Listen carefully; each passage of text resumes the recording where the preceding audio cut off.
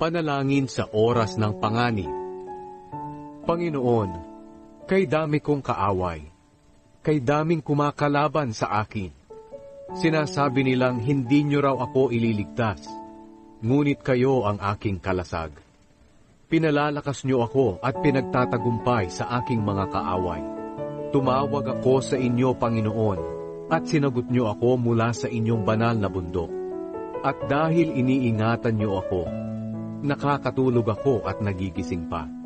Hindi ako matatakot kahit ilang libo pang kaaway ang nakapalibot sa akin. Pumarito kayo, Panginoon. Iligtas niyo po ako, Diyos ko. Dahil noon ay inilagay niyo sa kahihiyan ang lahat ng mga kaaway ko.